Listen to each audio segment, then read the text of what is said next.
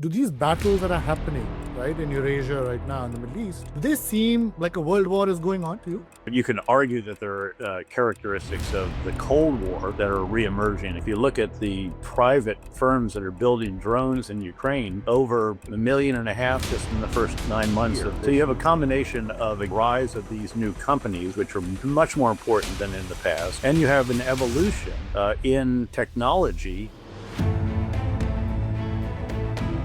General David Petraeus is currently a partner at KKR and chairman of the KKR Global Institute. Prior to joining KKR, General Petraeus served over 37 years in the U.S. military, including command of the surge in Iraq, command of the U.S. Central Command, and command of the coalition forces in Afghanistan. Following his retirement from the military, General Petraeus served as director of the CIA during a period of significant achievements in the global war on terror and the establishment of important digital initiatives at the agency. He was a runner-up for Time Magazine's Person of the Year. I believe he was runner-up to President Putin, and he's also been named one of Foreign Policy Magazine's top 100 public intellectuals.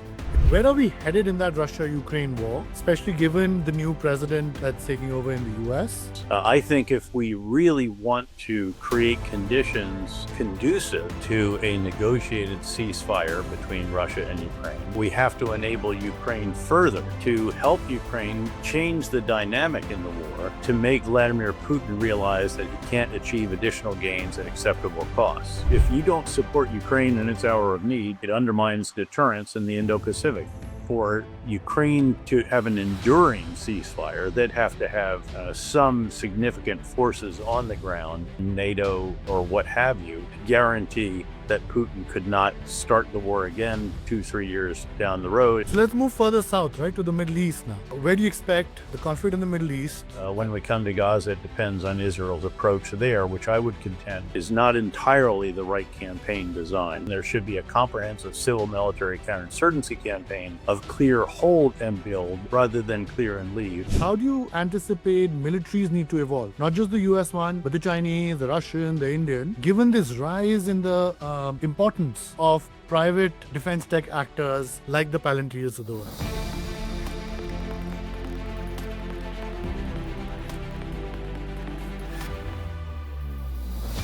Hello and welcome to today's episode of the Great Tech Game podcast, where we bring you some of the world's best big picture thinkers at the intersection of technology, geopolitics, history, economics, trade, and today, the future of war and warfare. And today, we have the honor and the privilege of having with us, and for the purpose of our conversation today, he is also very importantly the co-author, along with British historian Andrew Roberts, of the New York Times best-selling book, Conflict, the Evolution of Warfare from 1945 to Gaza. I know I've missed out a few things from your long and illustrious career, General Petraeus, but it's an honor. Welcome to the Great Tech Game podcast. Well, it's great to be with you, and thanks for reminding me that I was indeed runner-up for Time Person of the Year to Vladimir Putin in 2007.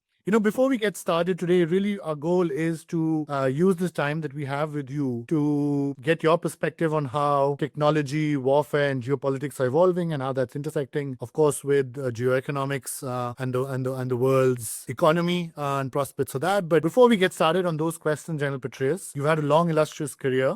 Talk to us now, looking back. Give us maybe 2 or 3 key highlights of that career from your perspective now, looking back. Well, there were really quite a number of them. I was very, very fortunate over the years in terms of, I guess, timing and frankly, in terms of preparation, I'd like to think, for what came along, because I'm a believer in that adage by Seneca the Younger, I think it is, that luck is what happens when preparation meets opportunity. And I did try hard to be prepared for the different opportunities that eventually came along.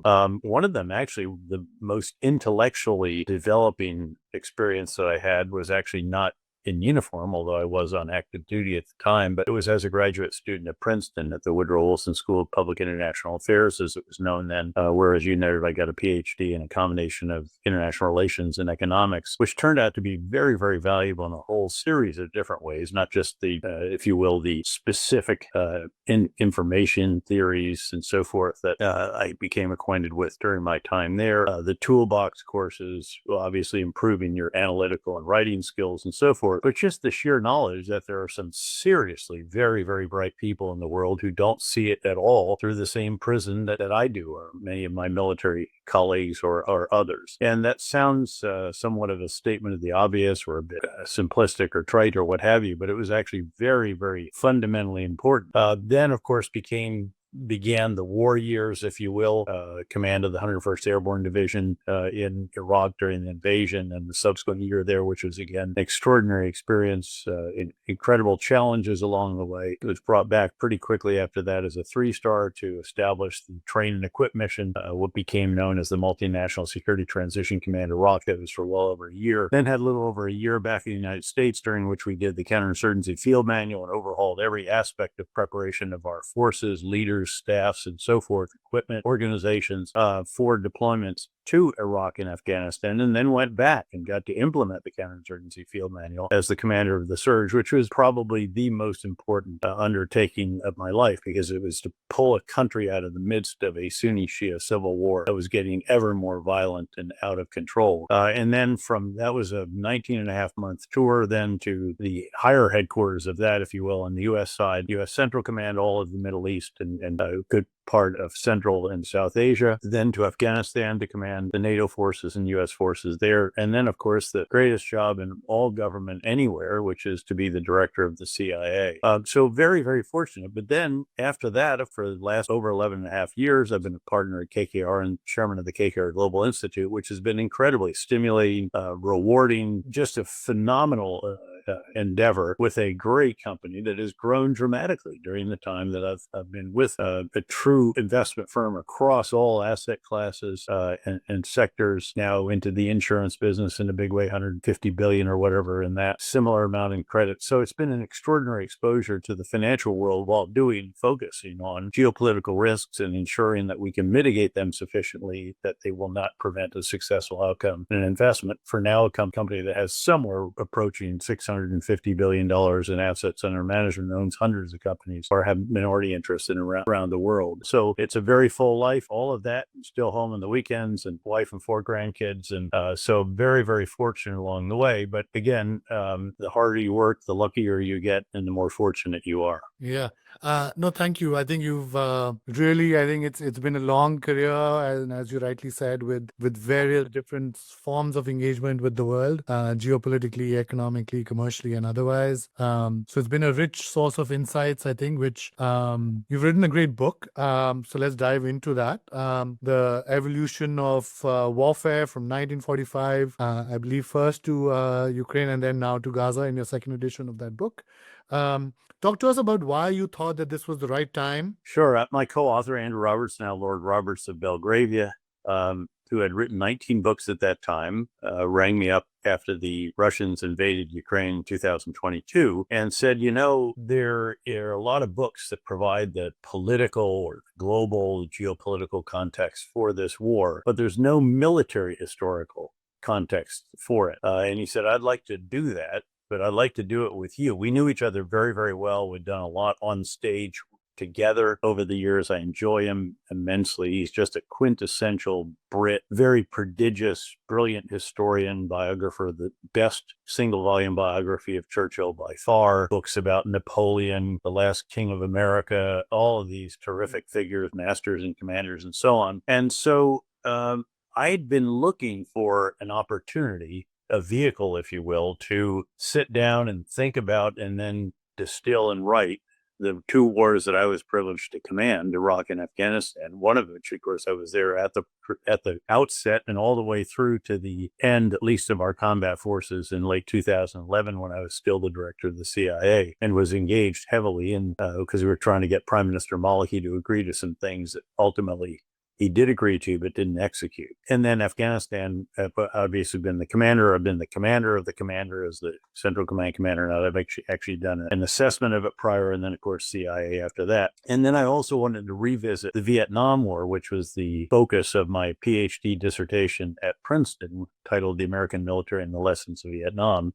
In short, we didn't understand the lessons of Vietnam, didn't necessarily get them right. They were overburdened in terms of their influence on us during decision-making on the use of force for decades after that. But I wanted to revisit that because I'd written a dissertation about the tenure mark from the end of that war, 1975. And now you had several more decades, many more autobiographies, biographies, histories, and declassification of volumes of papers and so forth. And that turned out to be a very interesting exercise. And then on top of that, I wanted to go at all of this by examining the conflicts we looked at in the book through the prism of an intellectual construct for the exercise of strategic leadership that I'd developed between my 3- and 4-star tours in Iraq, and then used for myself to guide myself as the strategic leader, military leader in the war in Iraq, then at Central Command, Afghanistan, CIA, and frankly have used when evaluating companies since then as well. Even looking at our own company at times at the request of Henry Kravis or George Roberts, our 2 co-founders and still now co-executive CEO or co-executive and still now co-executive chairman. And this is a construct that has 4 tasks in its most simplest of terms. It's much more complex than this, but it's essentially the first and foremost task, which is to truly understand the nature of the war you're fighting, not make it what we'd like it to be, as we did in Vietnam, but fight what it is and get the big ideas right, craft the right strategy. The second is to communicate that strategy, the big ideas, effectively through the breadth and depth of the organization and all others who have a stake in the outcome of that conflict. Then to oversee the implementation of the big ideas. This is what we normally think of as leadership, by the way. This is the inspiration the leader provides, the energy, the example. It's the organizational construct or architecture for the execution of those big ideas, for overseeing it. It's hiring the best and brightest, obviously hanging on to them, inspiring them, incentivizing them, allowing those not measuring up to move on to something else. It is it's the metrics that you use, the numbers that are telling you whether you're winning or losing, making progress or experiencing setbacks. And these are pretty straightforward. Vietnam, by the way, we had the wrong number because we had the wrong strategy. The number was body count of the enemy. We kept track of the enemy we killed in Iraq, but that wasn't the be all and end all. The real number that mattered were those associated with security of the people, civilian casualties, number of high profile suicide bombings, et cetera, et cetera.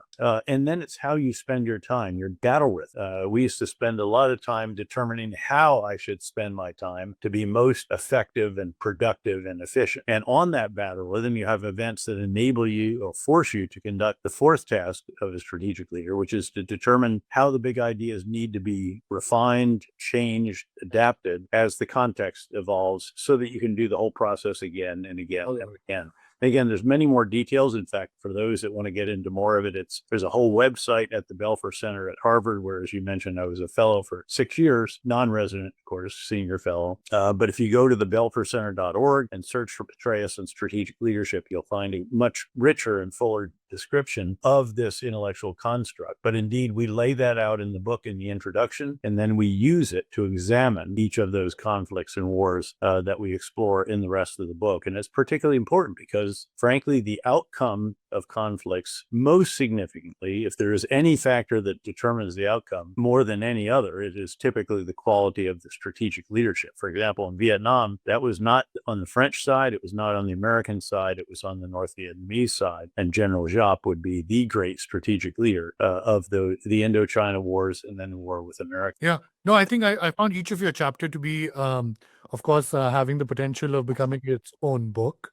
But I think that it's amazing that you've managed to actually cover that span and then come out with lessons at the end. And I'm going to come back to the strategic leadership piece that you've referred to in a little bit. So, General Petraeus, so I want to dive into the 2 wars that are currently the 2 hot wars that have, I would say, occupied the minds of most strategists now, both in the U.S. but elsewhere, which is, one is, of course, the Russia-Ukraine conflict. And then the other, of course, is the Middle East one.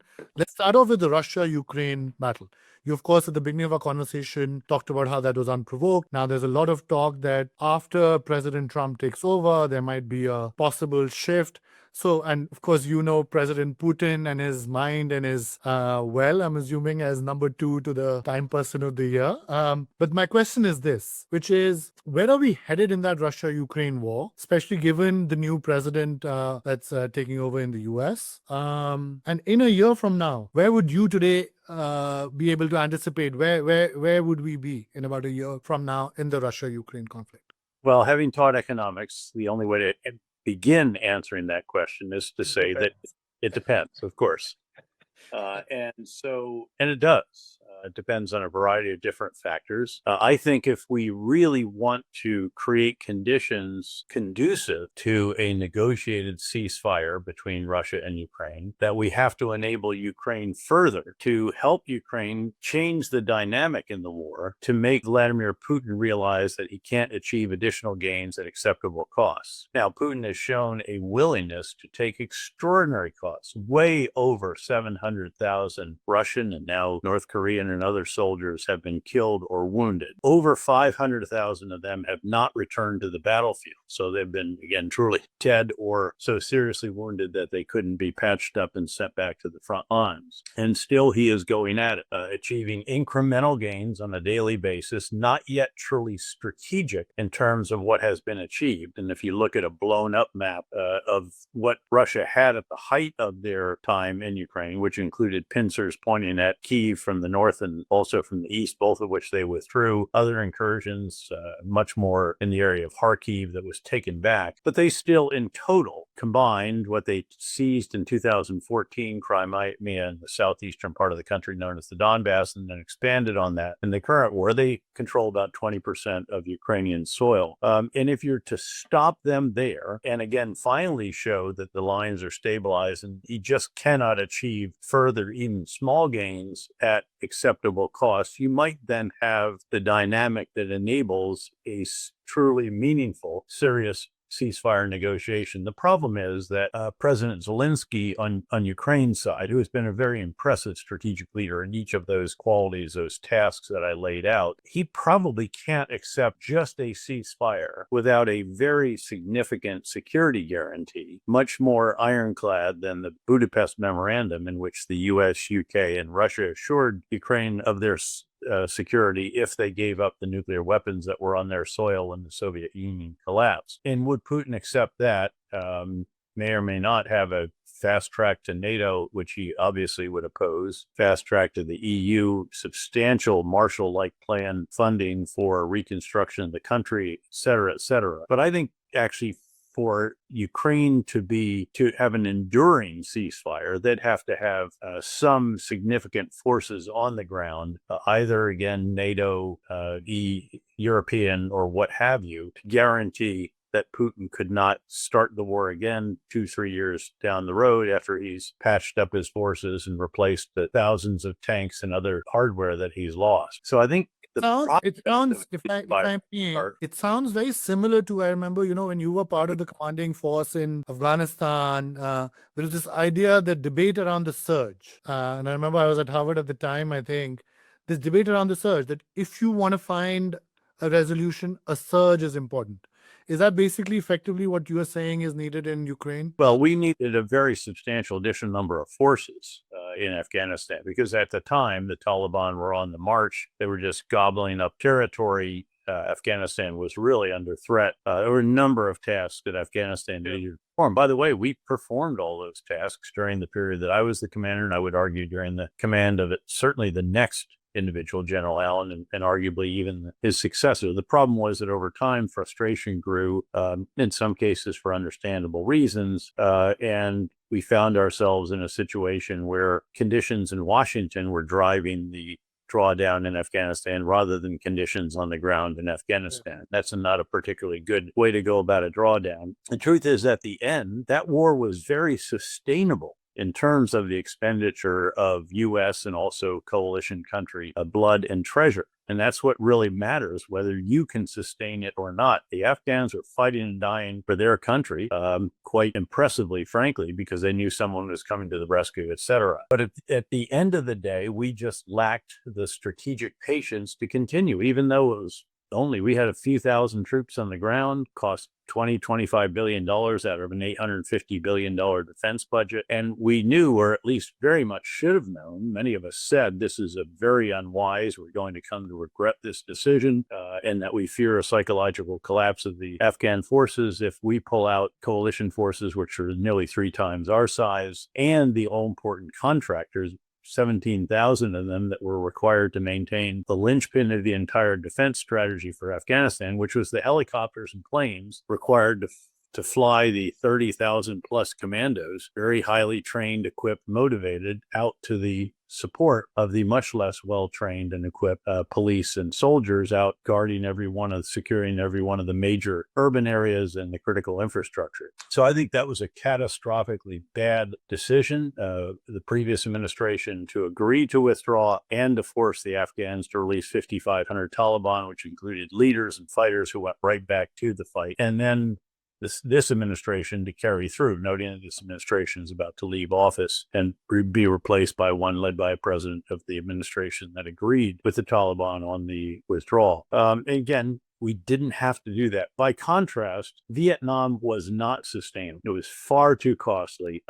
Public opinion had completely developed against it. There were huge demonstrations on the street. We had a draft, not a professional force. Many, many differences that prevented us really from continuing our involvement in South Vietnam, although arguably we certainly could have continued the air power component of it in support of the South Vietnamese and perhaps sustained them for a bit longer. But there was an awful lot of huge internal weakness in South Vietnam in terms of leadership that really didn't connect with the people, in terms of a strategy that was changed in late 1968 to what it should have been all along, which was a comprehensive civil military counterinsurgency campaign. But unfortunately, came far too late after the Americans had given up on the war, after we'd spent way over a decade pursuing a strategy that was wrong, which was that we could win a war of attrition against North Vietnam, that body count was what mattered, and that we'd clear an area and then leave, as opposed to clear and hold,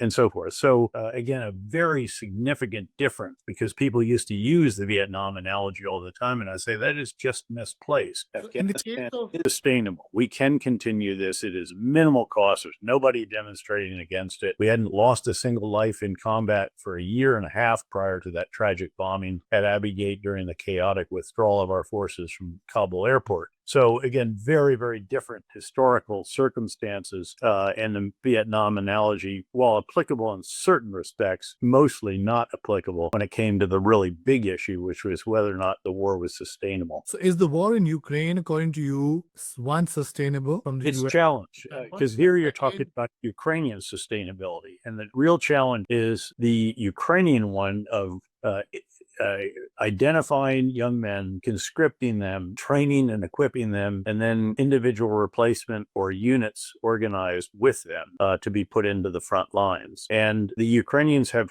had challenges with that. They had a lengthy, emotional 6-month debate in their parliament over changes to the conscription law that were quite modest in the end. That's a real Achilles heel for them. And then, of course, the question is, can the U.S., NATO, EU, other Western countries provide greater support? The answer to that is yes. But whether or not that is sustainable politically is somewhat in question as well. So again, the real issue here, though, has to do with manpower on both sides, because Vladimir Putin wouldn't be bringing North Koreans into the fight who just cannot. There's no way that they can be well-trained, well-equipped, even well-nourished, knowing that they're 3 or 4 inches shorter than their South Korea relatives because of the privation that they experienced growing up in that country. What about the strategic patience, right? So you mentioned that was a key.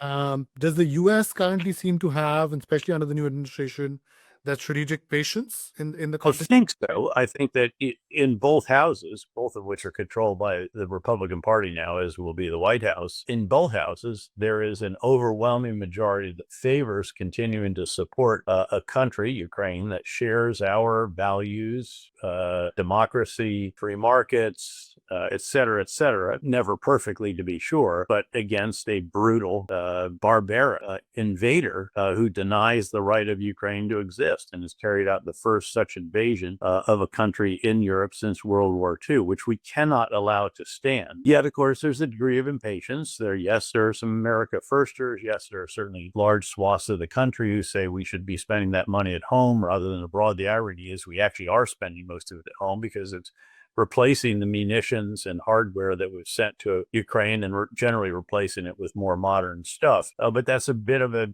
elusive concept at times. And there's no question that it does cost money, but it doesn't cost blood. The Ukrainians are providing that. So, but no, it's a reasonable question. I think with aggressive, persuasive, thoughtful leadership that can be sustained, as it is in just about all the European countries with one or two exceptions. So let's move further south, right, to the Middle East now. So again, the same question. Where do you expect the conflict in the Middle East, as it's bubbling up in various parts of the Middle East, to be a year from now? Well, that also depends. Of course. You can walk your way around the map. I'll come to Gaza last. But if you look at Lebanon, where Israel has scored an extraordinary victory at this moment against Iran's most important overseas, its most important proxy, if you will, one of its malign actors. And Israel, through this diabolically clever supply chain operation with pagers and then with walkie-talkies, has not just decapitated the Hezbollah leadership, it has decimated it and also destroyed its command, control, and communications capabilities, preventing it from doing what we feared most, which was to mount a massive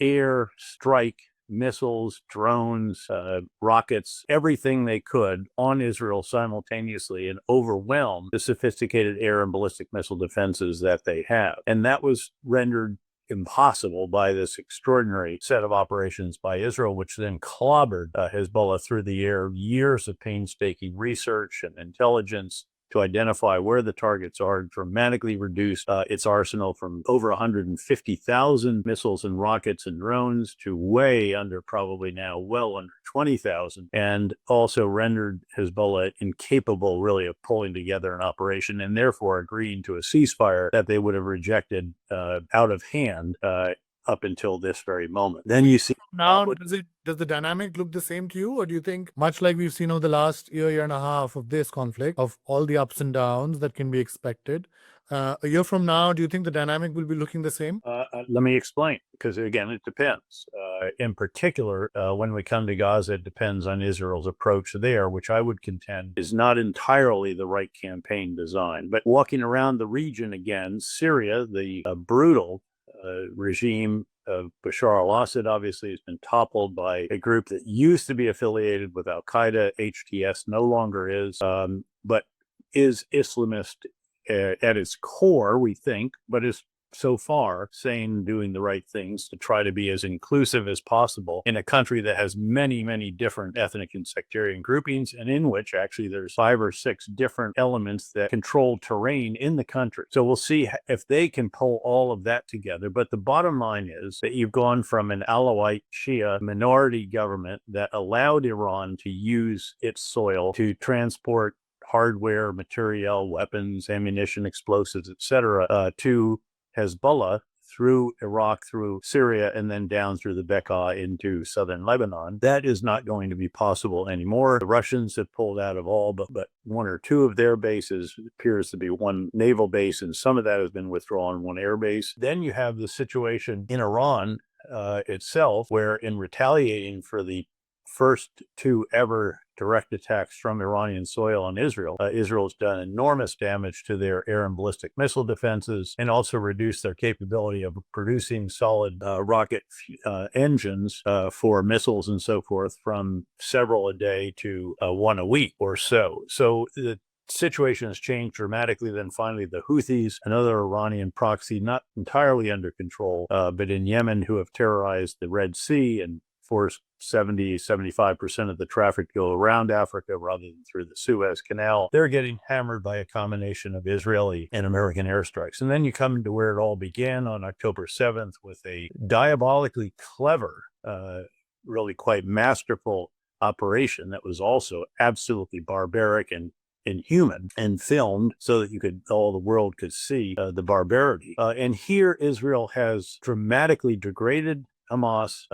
It's gotten some of the hostages back, but it has really not achieved its overall objectives, which were to destroy Hamas, keep it from ruling Gaza again, and get all the hostages back. And there should be a fourth objective, I think, which is to provide a better future for the Palestinian people in Gaza without Hamas among them. And they're not carrying out the right campaign design for this. They're essentially conducting clear and leave operations. Keeping in mind now that in Gaza, the insurgents, the extremists in Gaza, Hamas has been dramatically degraded. It's no longer got militarily effective companies, battalions, brigades the way it used to, but it still does have lots of insurgents. The Hamas fighters are able to reconstitute their numbers, if not the equipment and so forth, because Israel wisely has taken control of the southern border and the Rafah crossing, through which much of this used to come, or under which with the tunnels it used to flow. But by clearing and leaving, they're allowing reconstitution. Hamas, to a degree, Palestinian Islamic Jihad, criminal groups, etc. And there's no security for the people. And without security, you can't do anything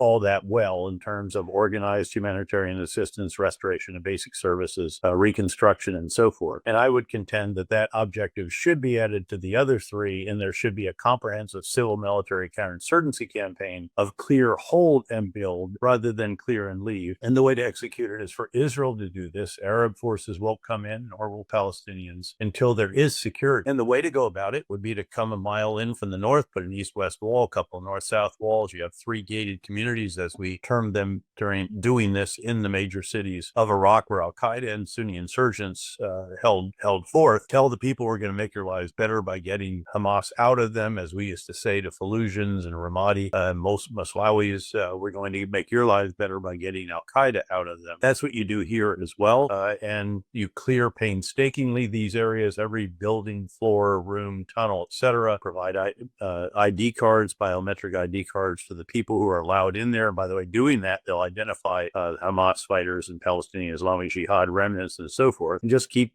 doing it again and again and again. Now it gets very complicated in Gaza City, etc. But this is doable. It's hard. It's manpower intensive, but the minute you secure an area and cut an entry control point into it, now you can have the UN come in with organized humanitarian assistance. You can have other NGOs come in, Arab forces and countries' capability, development capability will come in. You could put Palestinian security forces in, which we should have been training in Jordan since the beginning, et cetera, et cetera. So again, it depends on whether or not they embark on that kind of strategy, which I do not think will be the case, although the previous Minister of Defense did want to do something like this. But we've not had something that soldiers need, leaders need, which is a desired end state. What is the desired political situation in Gaza when this war is won? Nor can they achieve the destruction of Hamas, get all the hostages back, and keep Hamas from governing with the strategy that they have right now. So that's what it depends on. And I appreciate you allowing me to expound, to hold forth a bit on this, because it is complicated and it really deserves that kind of description. Yeah, no, of course, you've painted out, I think, a scenario that, General Petraeus, if I may, is characterized as the scenario, how it might play out in an optimistic case. Right now, whether that's going to be the realistic case, whether they'll actually play out, I think remains to be seen. Let me ask you this. In the context of the U.S. China geopolitical battle that's going on, do these battles that are happening, right, in Eurasia right now, in the Middle East, do they seem like a world war is going on to you? No, they don't. You can argue that there are characteristics of the Cold War that are reemerging again. Some very good scholars, Neil Ferguson among them, condemn that, I think, quite persuasively. And yes, there are links between China and Russia and Iran and North Korea, the axis of the sanctioned, or the failing states or what have you. But I don't see the kind of overall coordination that is worthy of a world war. And I think what we have to do, though, is realize nonetheless that what happens in one country matters in other. And that's a point that Andrew Roberts and I make in the book, which is that you have to be conscious. If you don't support Ukraine in its hour of need, it undermines deterrence in the Indo-Pacific. If you don't support Israel and the Gulf states in their time of need, then again, it will undermine that aspect of deterrence, which is the potential adversary's assessment of your willingness to use the forces. The other element, of course, being their assessment of your forces themselves and their capabilities, which we need to transform in the Indo-Pacific, to be sure. The key in the Indo-Pacific, and that really is the main effort, is to continue to refine what this administration did after the previous administration changed the conversation on China correctly, and that is to build a comprehensive, integrated, whole of governments approach to China. That's what we have been seeking to do and done reasonably well, albeit noting the need to transform our forces there to include many, many more unmanned, in fact, not even remotely piloted, but autonomously operated unmanned systems, undersea, on the sea, in the air, on ground, space, cyberspace equivalent, etc., to shore up that component of deterrence, the perception of the forces, and then also ensure there's no question about the willingness to use those forces in certain circumstances without being needlessly provocative. And that again comes back to where we need to be keenly aware that if you draw a red line in Syria, as the Obama administration did, and it's crossed, and then you don't do what you threaten to do, it undermines deterrence elsewhere in the world.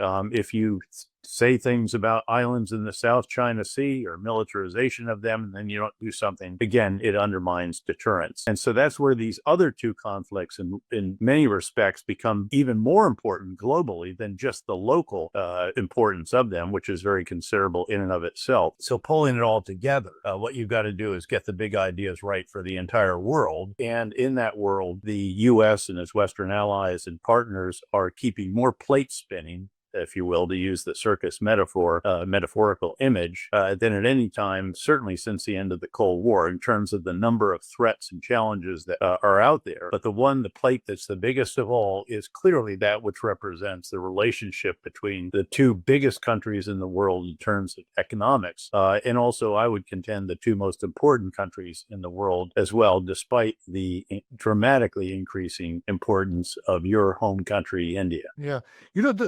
General Petraeus, you've had a career that has spanned the public and the private, right? As you mentioned, last 10, 11 years at KKR. You've also written about the privatization of military efforts, the rise of the Palantirs and the Andurils and SpaceXs of the world. Let me ask you this. How do you anticipate militaries need to evolve? Not just the US one, but the Chinese, the Russian, the Indian, given this rise in the importance of private defense tech actors like the Palantirs of the world? How do military... they are clearly very, very important because they have the agility, the entrepreneurship, the flexibility, all the rest of that is crucial. If you look at the private firms that are building drones in Ukraine, over 1.5 million just in the first nine months of this year. So you have a combination of, again, the rise of these new companies, which are much more important than in the past, and you have an evolution in technology that is very dramatically affecting warfare today.